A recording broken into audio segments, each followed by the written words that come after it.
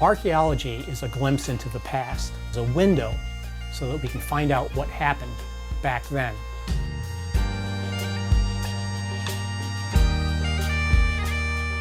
Here we have the largest force ever assembled in North America, 15,000 men. This armada stretched for about 6 miles on Lake George, virtually covering the entire surface of the lake.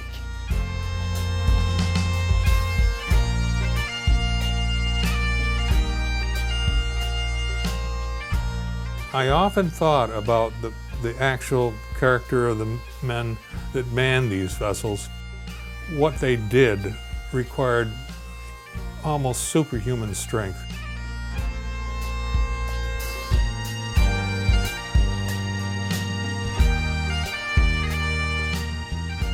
The movement of goods, the movement of people was all done on the water. It was all waterborne in the early days. So that's where our beginnings are. That's where our histories began in this country.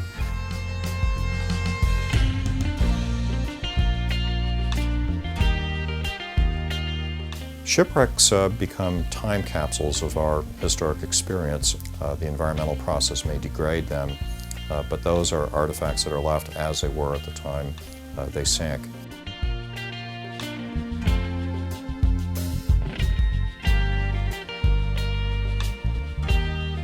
The historical record mentions that hundreds of these vessels were sunk in Lake George, but they never did say exactly how it was accomplished. So what we see today, instead of an entire boat, is basically the flat bottom boards, the cleats, and small nubs of the remaining frames.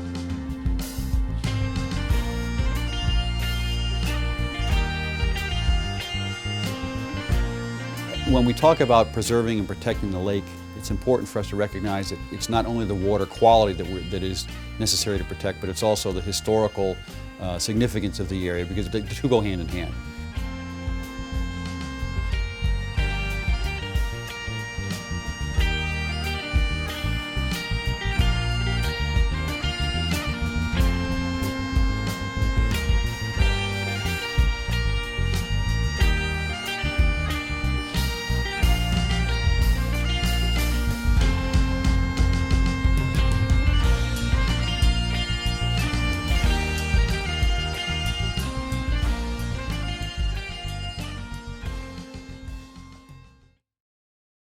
There is a graveyard at the bottom of Lake George, a collection of sunken juggernauts that 2.5 centuries ago moved the armies of a mighty European empire.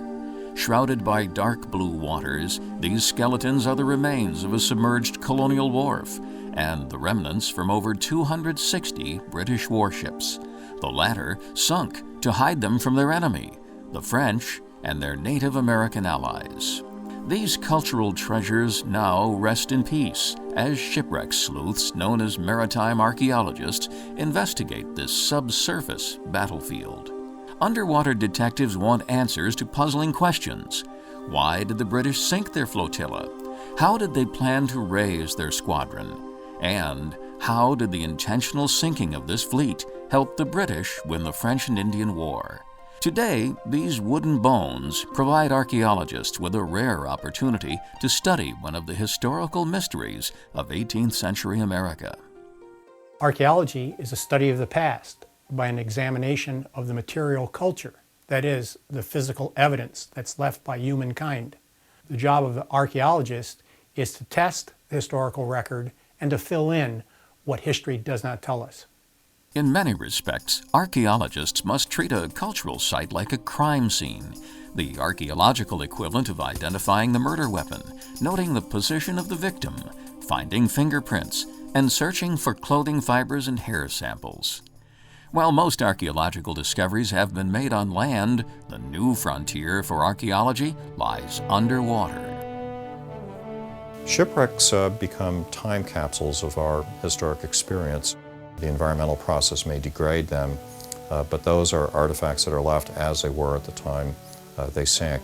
We can learn a lot about technology, we can learn a lot about lifeways if these sites remain undisturbed and if we treat them responsibly. In September 1987, two diving historians, Dr. Russell P. Bellico and Joseph W. Zarzinski, set up a training course for scuba divers at Lake George, instructed by marine archaeologist Duncan Mathewson. That workshop became the genesis for Bateau Below.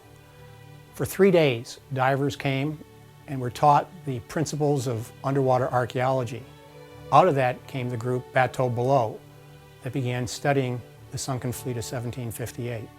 Much like crime scene investigators, these scuba-clad scientists are in search of wooden bones.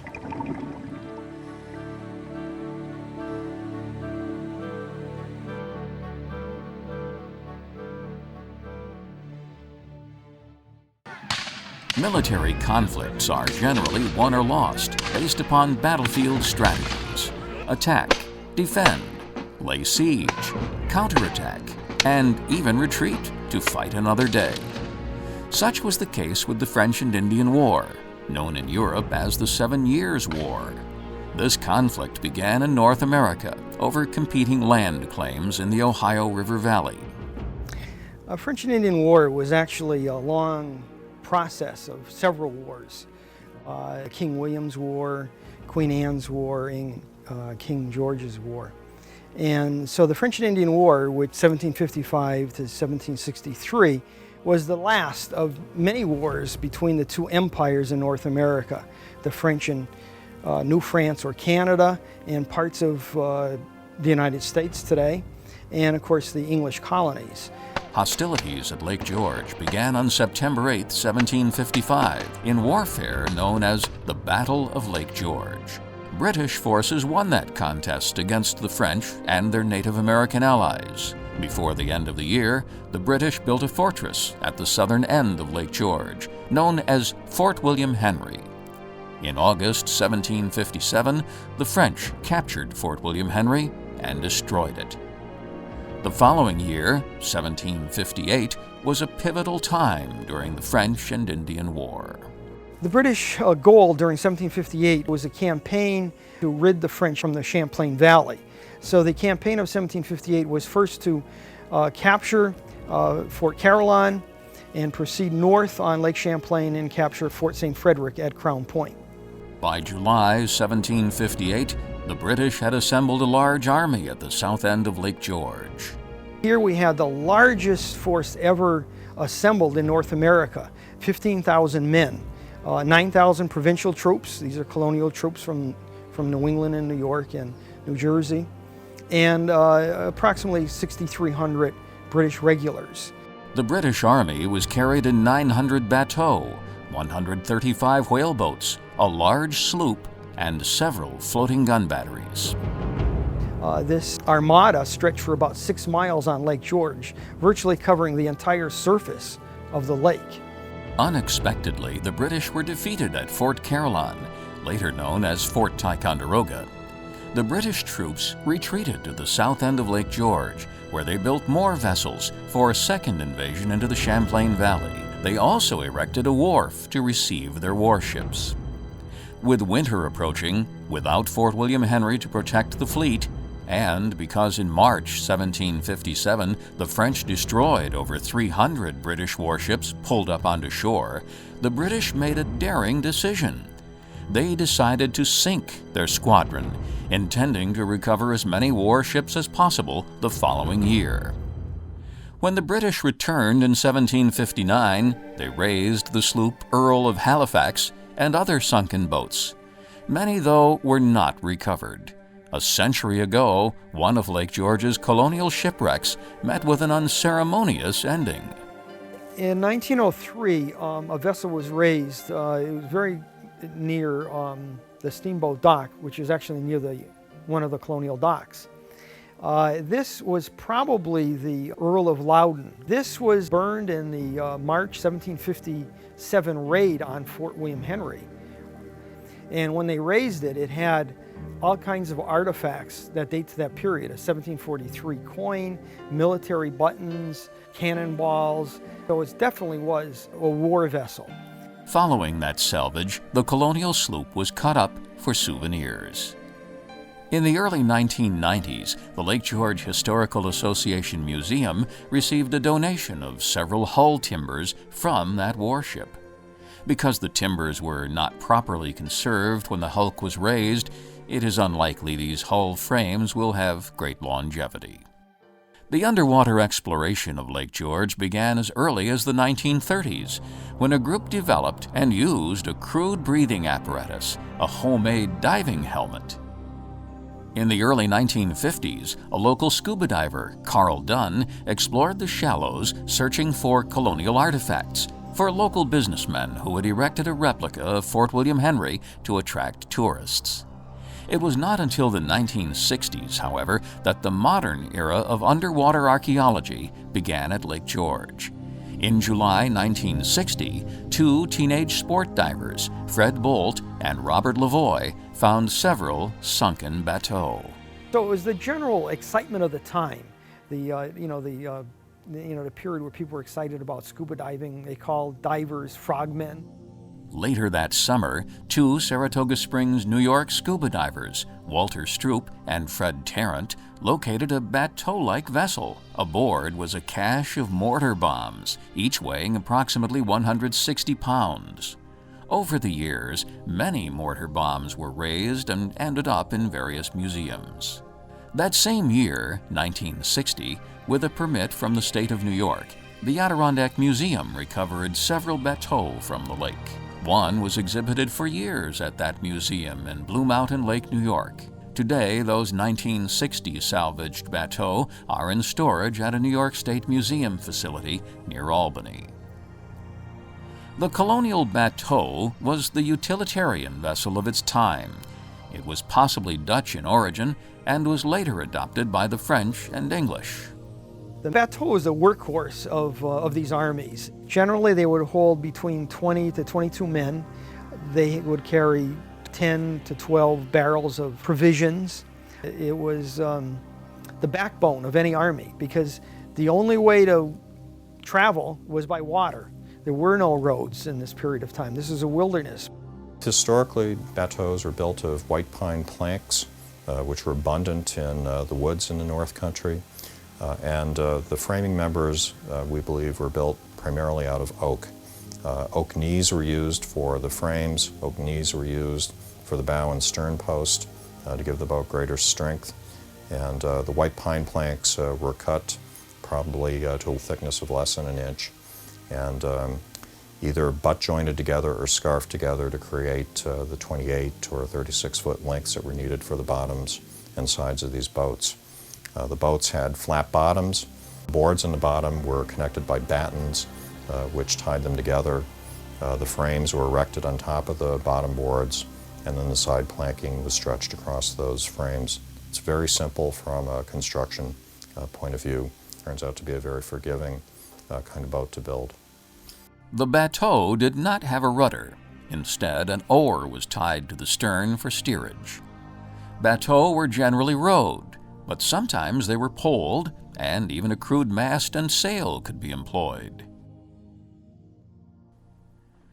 From 1963 to 1964, Richfield Springs, New York diver Terry Crandall conducted an underwater survey for the Adirondack Museum. Called Operation Bateau, its primary objective was to search for vessels of the Sunken Fleet. What I would look for would be the evidence of additional ribs sticking up through the mud on the bottom. They have a tendency to look like a limb out of a tree sticking straight up through the mud. And then when I'd feel down along that rib, if I could feel additional planking, then I knew I was over a site. And in many cases, I would photograph it and or draw pictures on the bottom. Decades before the use of Global Positioning System, or GPS, Crandall accurately mapped the locations of several dozen bateaux using a 9-digit mapping system overlaid onto lake charts. In 1965, the New York State Police made scuba dives at bateau sites in the lake. This was done more as a training operation than a scientific study. 2 decades later, in 1987, there began a renewed interest in Lake George's bateau shipwrecks. From 1987 to 1991, the volunteer group that became known as Bateau Below conducted a non-intrusive archaeological study at one cluster of shipwrecks known as the Wioaka Bateau. Using tape measures, pencils, slates, and underwater cameras, divers mapped the site. Their fieldwork revealed that 7 bateaux remained in the shipwreck cluster. The dive team designated them as Bateau A through G. 6 of the 7 bateaux were oriented perpendicular to shore for ease of recovery. The Wioaka site was one that I returned to a number of different times. Those vessels had quite a bit of remaining rib structure to them. One was lying in a completely different profile, parallel to the shoreline rather than obliquely. During dives conducted in 1988, the archaeological team discovered that vandals had ripped apart Bateau B, destroying its structural integrity. Bateau Below's 4-year investigation of the Wioaka Bateau was in reality an archaeological jigsaw puzzle. The fieldwork, conducted by Crandall and later by Bateau Below, uncovered evidence of interchangeable parts on colonial bateaux. The 18th century carpenters who built these watercraft devised an assembly line to mass-produce the vessels in bateau factories located in Schenectady, Albany, and elsewhere. The bateau men also used replaceable wooden thole pins and pads, the equivalent of the modern-day oarlock. When the thole pins and pads wore out, extras carried on board were used. Generally speaking, there's a big difference between the ship versus the shipwreck. You have wreck formation processes that take place going from a ship to a shipwreck. And that's what we see at Lake George with many of these vessels. We're not seeing, except for the land tortoise, we're not seeing at Lake George complete ships underwater. So it takes a trained eye to look at a site and then to make accurate archaeological inferences based upon the archaeological record. More than likely, what happened when these vessels were put down, the iron fasteners that held the hull planks on were probably the first to go. After they had rotted out, the hull planks probably fell off one by one. So what we see today, instead of an entire boat, is basically the flat bottom boards, the cleats, and small nubs of the remaining frames that were mostly protected by the silt that acquired over them throughout the years. The fieldwork, conducted by Terry Crandall and Bateau Below, though 25 years apart, uncovered much about the Wioaka Bateau. The historical record mentions that hundreds of these vessels were sunk in Lake George, but they never did say exactly how it was accomplished. Bateau Below divers did discover that these vessels contained hundreds of pounds of rocks, and they also found holes that had been bored into the bottoms. So this is evidence of intentional sinking of these vessels. This deliberate sinking of 260 bateaux was a strategy to place the watercraft in cold storage, with plans to return the following year to raise and reuse the fleet. What I did find on a couple of occasions were other objects that belied the fact that the British did indeed intend to refloat the vessels that were sunken. I found a section of a log which had been pointed to some degree, and then a hole drilled through it. And it was sunk right along with the bateau site itself, as if it were afloat, where the rope had wasted away, but then it too became waterlogged and sunk to the bottom. More than one of these would have marked the particular spot where a cluster of bateaux were resting on the bottom. So then, why weren't the Wioaka Bateau and other submerged warships recovered from Lake George in 1759? The historical record doesn't have a lot of information about how easy it was or how difficult it was to raise these vessels in 1759. However, looking at the condition of these vessels, most of them 30 to 35 feet long, and all of them having hundreds of pounds of rocks on top of them to help sink them, it probably was very difficult for the British to raise most of their fleet. That's why we have several dozen bateaux that are sunk in the lake. The research team also discovered another reason why Lake George is a graveyard of colonial bateaux. 2 decades of studying the Sunken Fleet of 1758 has revealed that many of these vessels could not be raised because in the process of trying to retrieve those, the stem, that is the bow post, was pulled loose, and thus these vessels are not pulled up on shore. Though souvenir-seeking scuba divers had inflicted some damage to the sunken bateau, this is the best collection of French and Indian War shipwrecks found in North America.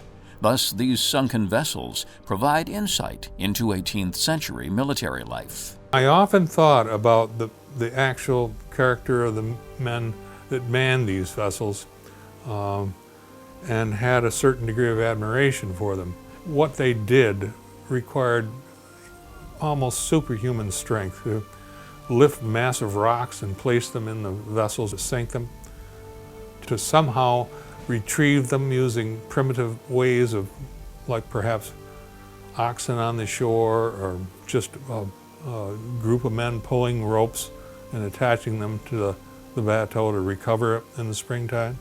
Today, the 7 sunken battlecraft lying offshore near the Weowaka Holiday House are part of a unique state park for scuba divers, commonly referred to as shipwreck preserves.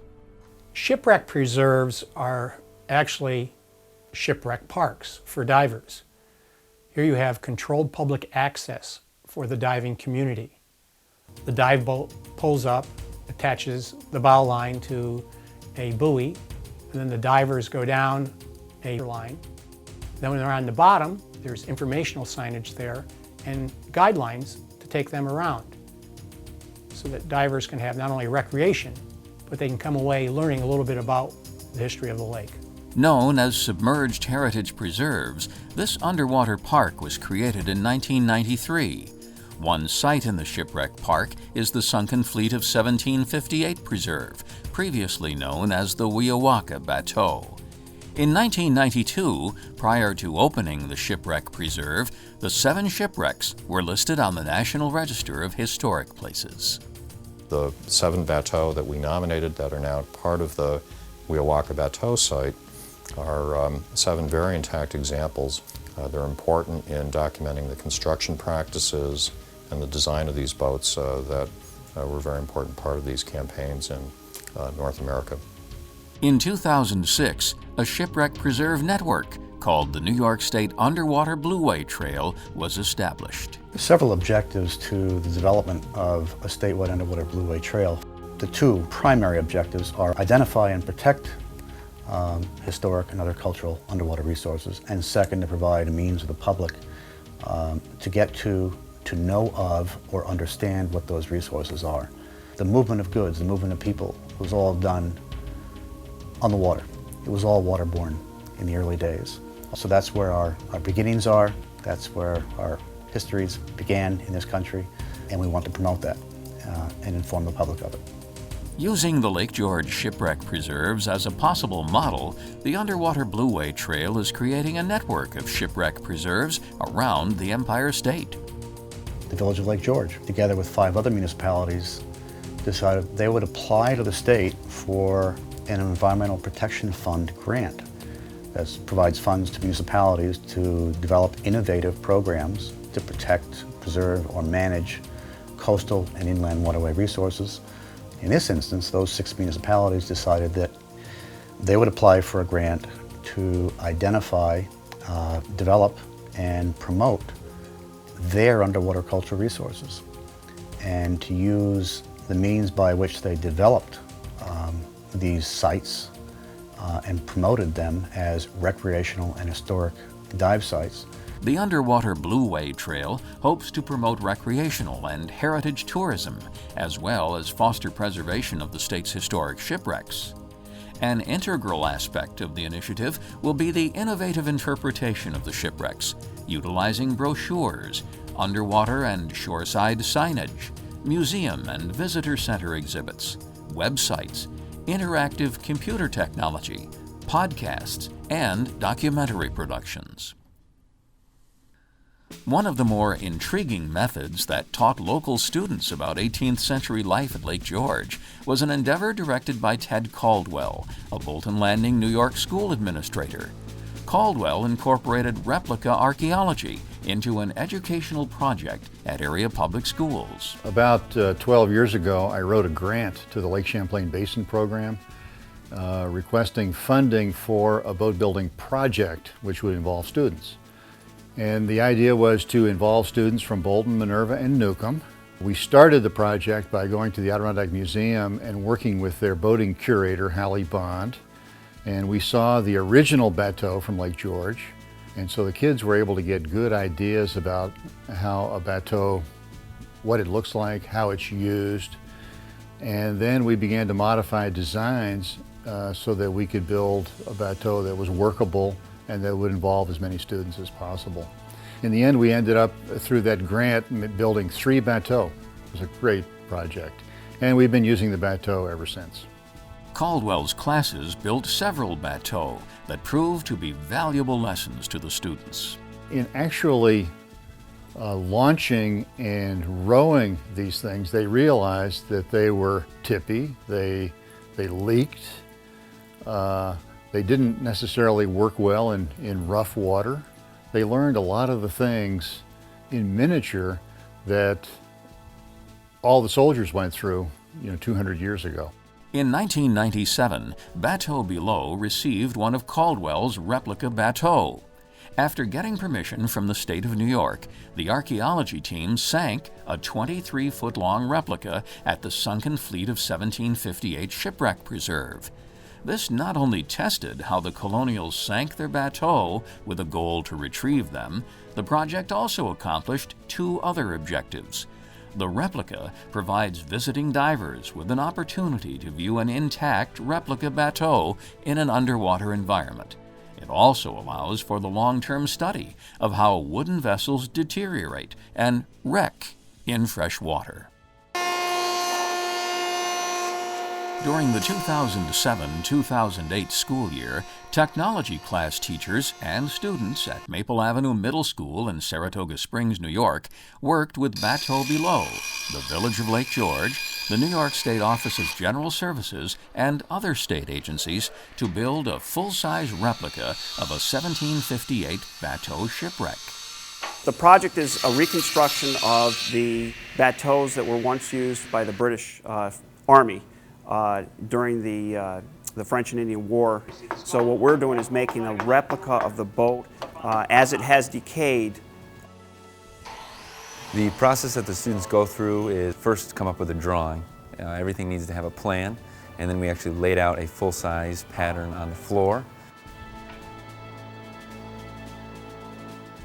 Then we actually have to get into acquiring the materials, processing the materials in a craft-style type of production. So it's a lot of hand work for the students to actually get this boat to look very similar to what it should look like now underneath the water.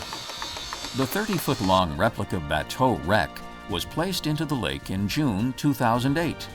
It lies in shallow water next to a popular pedestrian walkway and informs visitors about what a 250-year-old military bateau shipwreck would look like today. Its significance in the early history of the United States is really all but forgotten.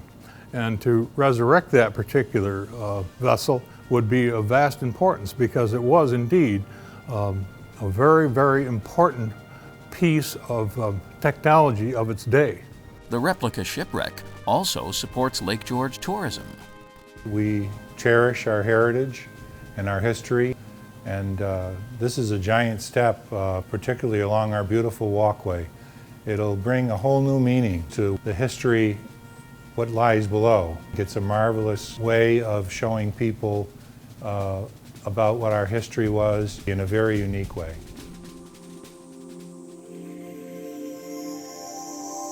Early in the 1995 dive season, Bateau Below's Bob Benway and Joseph W. Zarzinski were diving in the lake when they discovered a Jules Verne-like underwater vessel that had been constructed to photograph the sunken bateau of 1758.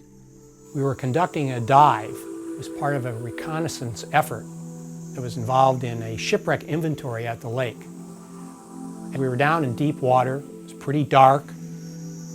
As we were swimming along toward the end of our dive, we noticed an object that was sticking up off the bottom. It was a strange-looking thing. That thing was a submarine. It had a conning tower. It had multiple component parts. It was kind of rusty, but you could actually make out that it was yellow. So we had found one of the great mysteries in the lake. We had found the missing baby whale from 1960. The submarine, built by local entrepreneurs Art Jones, Jim Parrott, and Jerry Root, was a product of the times.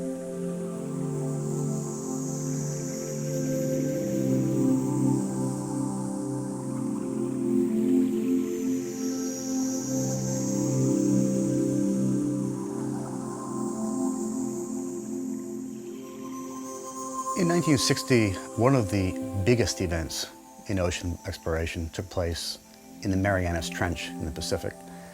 That was a descent to a little over 35,000 feet in depth, which just fascinated the world.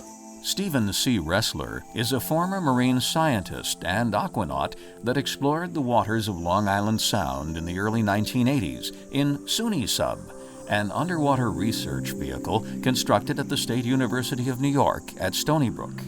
He reflects on the state of underwater exploration during the 1960s. Most funding, whether government or private, was being spent for outer space exploration. Very little was being spent, if you compared the two, for inner space exploration.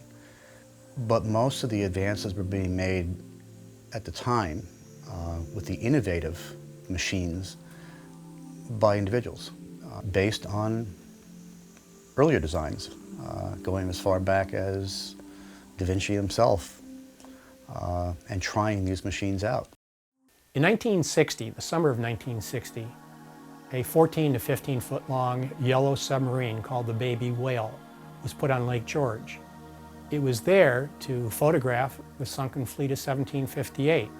It's amazing how similar the Lake George sub and SUNY sub are in that they were designed and constructed approximately 2 decades apart from each other. The designers and builders of SUNY sub, who were senior engineering design students, had no idea that there was a Lake George sub. But I think the designs were both a result of materials that were available to people at the time and some very basic principles based on trial and error. What happened that night in August of 1960, the evening the Lake George submarine disappeared, stolen from its dock on the lake? It seems that there may have been a little bit of revenge in the reason that the submarine was put down. Someone was mad at somebody else.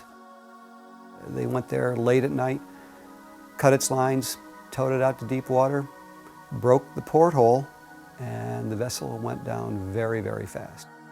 It was a great effort to try to find it. Divers were brought up to look for it. Airplanes flew ahead trying to spot a yellow dot in the lake that could be the baby whale. And it was simply forgotten after that. Following the 1995 discovery of the baby whale, Bateau Bilot's leadership notified government authorities. The team then completed a non-invasive mapping of the underwater vehicle. Ship modeler John Farrell used that data and developed plans for the sub.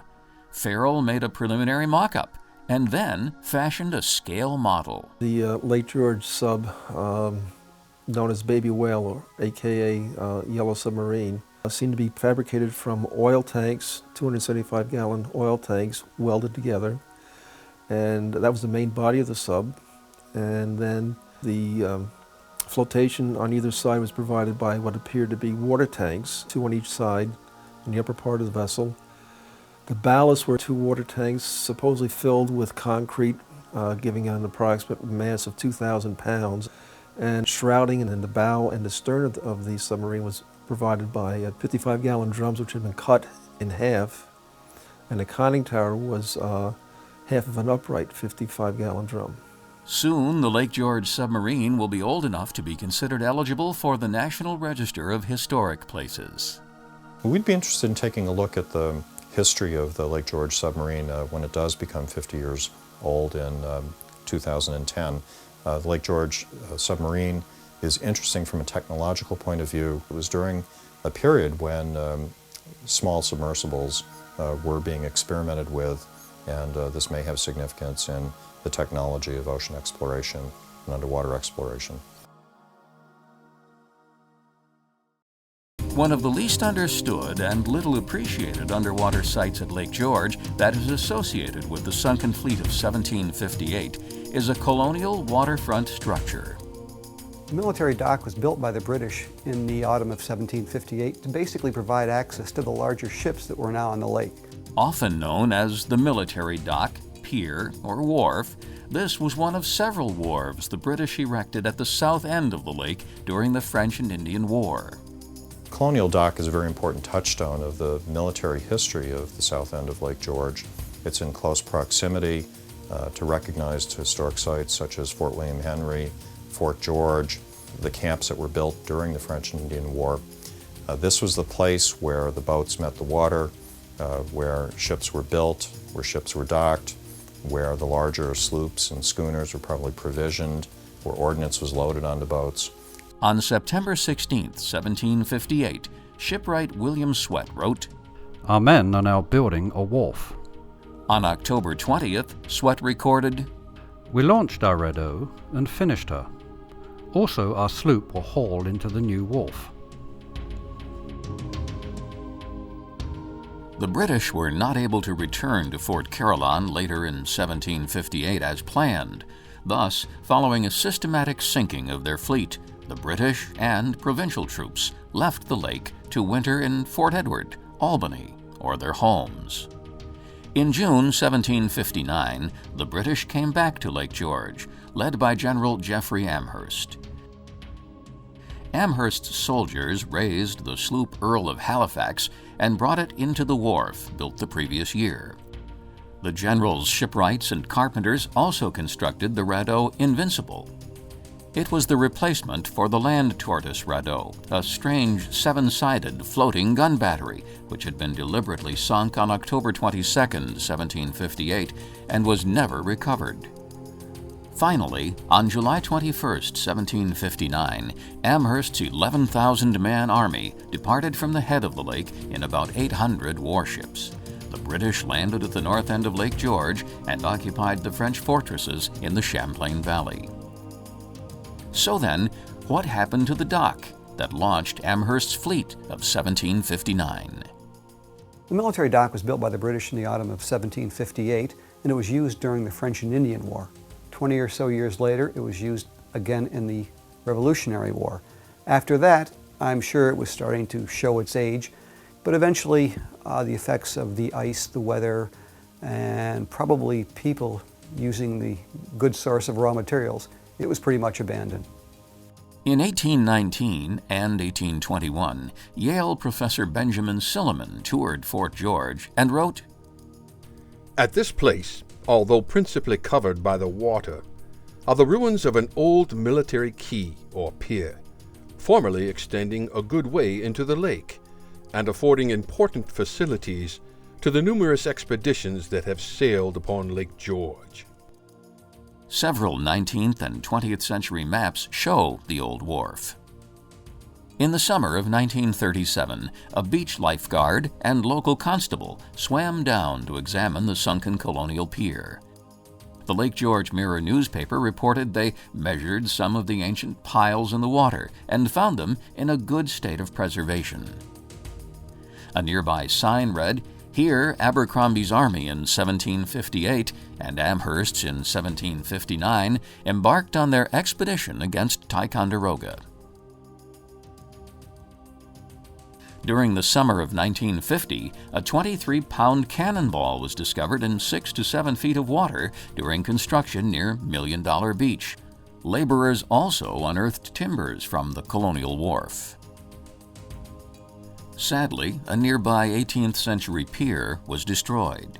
In 1954, during construction to the west of the military dock, laborers used dynamite to remove an old pier, one that predated the late 19th century built Delaware and Hudson Railroad dock. 4 decades later, in 1992, the Lake George Historical Association and Bateau Below erected a blue and yellow marker to replace the 1937 signage near the military dock. It was not until the year 2000, however, that Bateau Below began a research project to study the old military dock. Following non-disturbance photography and videography of the submerged wharf, the group secured a permit from the state of New York to study the old wharf. In 2002, a 9-person team conducted 34 days of minimal impact archaeology to map the site. Follow-up reconnaissance dives were made in 2003 and 2004. After initial remote sensing fieldwork and underwater video and photography documentation, the team began mapping the site. One of the first things the research team did on the colonial dock was to establish a baseline. Shortly after that, we set up a series of datum points to help us obtain measurements to help us locate unique parts of this dock. 92 logs were located, measured, and their locations recorded. Now, the Colonial Wharf is a very interesting site to dive. It's in relatively shallow water. It's not an intimidating dive, and you can spend a lot of time looking at small details there. What we found is at the bottom of the wharf were very large logs that had been notched out log cabin fashion to create a crib work. Most of the sunken timbers appeared to be pine from the forest that once crowded the area. After the measurements were obtained from the site, I took those dimensions and input them into an AutoCAD program, and by taking distances, angles, other dimensions, we're able to create a site map. The major section of the underwater structure is made up of 2 rows of logs. The deeper row has 37 logs, with their center lines oriented perpendicular to shore. These timbers rest on a king log, a structural foundation that runs parallel to the shoreline. The king log is nearly 64.5 feet long. Several feet from this row of logs and closer to shore is an irregular row of logs also oriented perpendicular to the beach. To the southeast of dock proper lies a scatter of rocks and 10 logs, possibly displaced by human intrusion or from seasonal ice damage. We found a lot of ballast stone that had been contained within that crib work. Grapefruit, melon-sized rocks, easy for individuals to carry to the site and dump in. Other rocks at the site were angular-shaped limestone. The riprap used to fill the cribbing came from Fort George Park, and on an archaeological dig in Fort George Park, one of the crew uncovered a rock which had a hand-drilled hole in it, and on the wharf site you can find some of these rocks with hand-drilled holes in them being used as a riprap to stabilize the wharf itself. The archaeology team discovered 2 rocks, angular-shaped rocks, with holes in them. These rocks had actually been mined from this quarry. And that was an exciting find for us because it tied the dock site into the nearby Fort George quarry.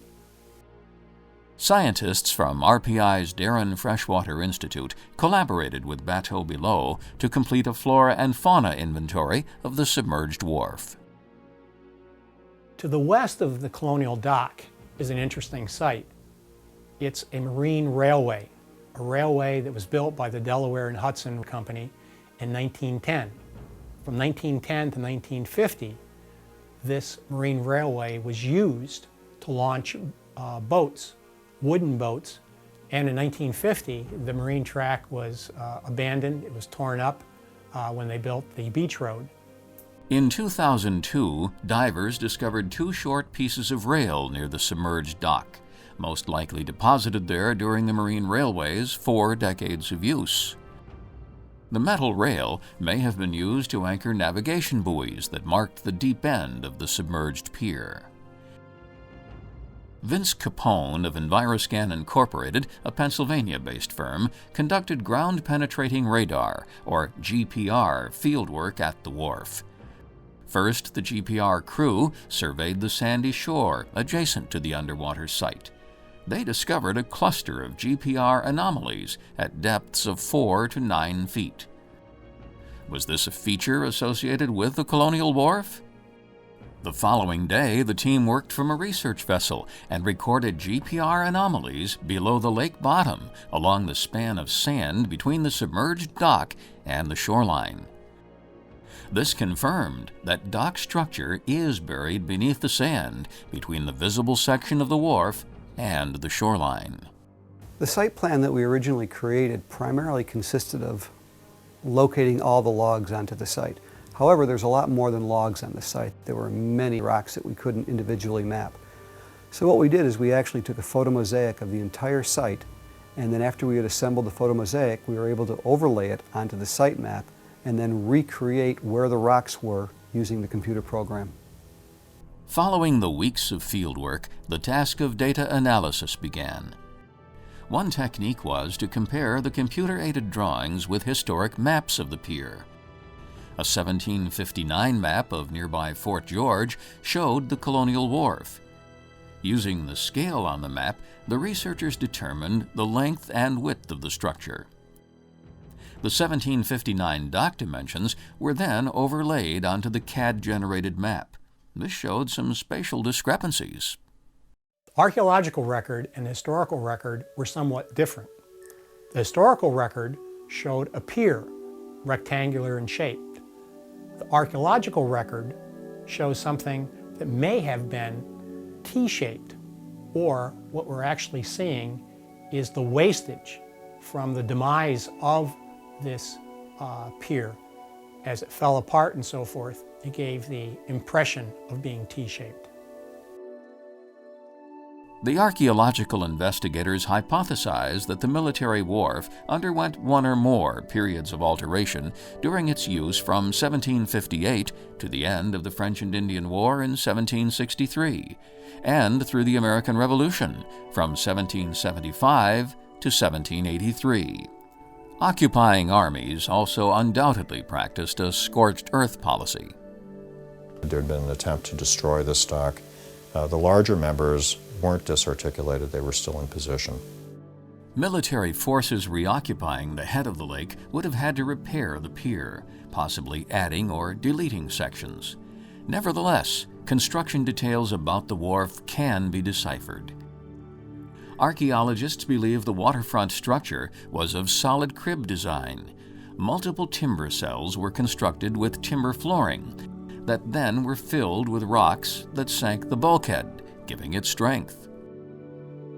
The top was probably finished off with logs, dressed with dirt and gravel or saw-cut planks. There's still an awful lot that can be learned from this military dock, but without a doubt, it's the best example of an 18th century military dock that exists in the northeastern part of the United States. In 2003, anchor damage was discovered at the nearby Delaware and Hudson Company Marine Track. The archaeology group has proposed to state authorities to establish a no-anchor zone for the area. This would help protect both the Colonial Wharf and the early 20th century marine track. While historic preservation is a major goal of Bateau Below, another objective is devising innovative programs so that the public will support the scientific study of these 18th century historical treasures. The underwater archaeology team has partnered with Dr. Samuel Bowser, a cell biologist from Albany, New York, in an art-science initiative. Using a groundbreaking approach developed by Bowser and New Zealand artist Claire Bainan, the scientists and Bateau Below have collected minute single-celled organisms known as testate amoebae, found in the lake sediment adjacent to the sunken bateau and old military dock.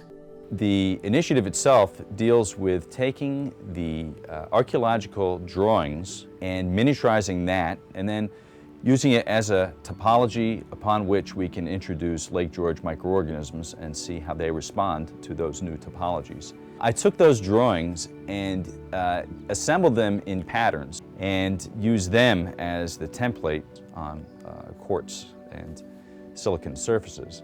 And then we're going to challenge those surfaces with the testate amoebae. We're going to generate some really spectacular views of these testate amoebae interacting with an interesting substrate. Using a sophisticated electron microscope, scientists studied the responses of the tiny testate amoebae crawling over the nano-sized images.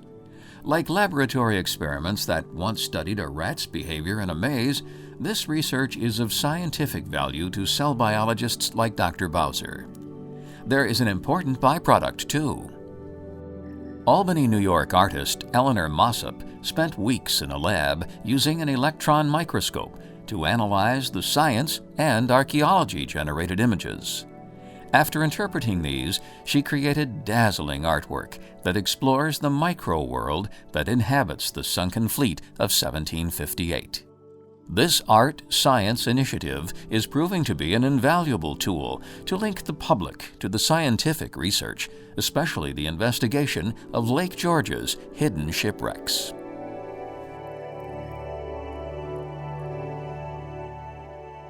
Lake George's sunken bateau of 1758, the 1960 Baby Whale submarine, and the 1758-built military wharf provide researchers with unique insight into military life during the French and Indian War. Today, cultural resource managers are developing strategies to safeguard this noteworthy sunken heritage. When we talk about preserving and protecting the lake, it's important for us to recognize that it's not only the water quality that is necessary to protect, but it's also the historical significance of the area, because the two go hand in hand. 1758 was the last year during the French and Indian War that Britain suffered battlefield setbacks. The following year, 1759, began a series of British triumphs that culminated in 1763 with the Treaty of Paris. The British won the war not just because of the power of their muskets. They were victorious in large part, too, because of their bateaux and waterfront structures like the Lake George military dock. These provided the logistical means to move troops and supplies to secure the strategic inland waterway corridors of the Northeast. Ultimately, the unconventional strategy at Lake George in 1758 of deliberately sinking and thus saving much of the fleet to fight another day was instrumental to the British success during the French and Indian War.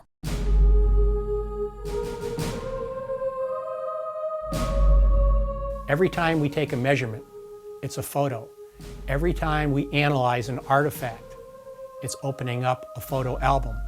Every time that we analyze our data, a window opens to the past, and it can tell us so much about Lake George and the shipwrecks that are found there.